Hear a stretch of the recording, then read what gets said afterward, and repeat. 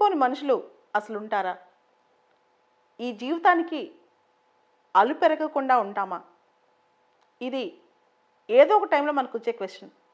నేను అలసిపోయాను, ఇంకా నా వల్ల కావట్లేదు, I'm done with this day, I'm done, ఇలాంటి మాటలు చాలామంది అంటుంటారు.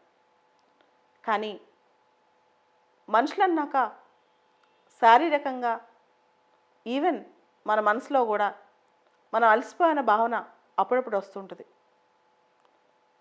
ఒక ఫైట్ చేసేటప్పుడు, జీవితంలో కొన్నిటికి సమాధానం చెప్పేటప్పుడు మన శరీరానికి, మన మెంటల్ స్టెబిలిటీకి కొంత అలసట రావచ్చేమో, కానీ మనం అనుకున్న కసికి మాత్రం, మనం చేరాలనుకున్న గమ్యానికి మాత్రం అలసట రాదు, రాకూడదు.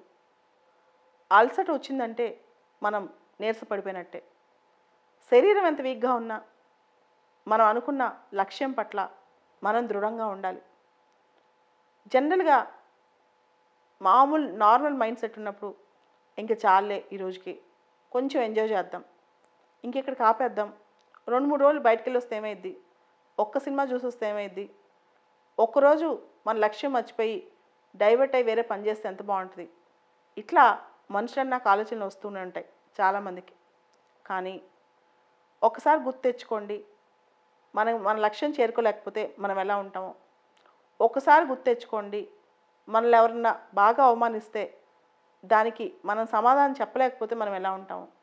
కాబట్టి మనిషి జీవితంలో అలుపు అనేది ఉండకూడదు.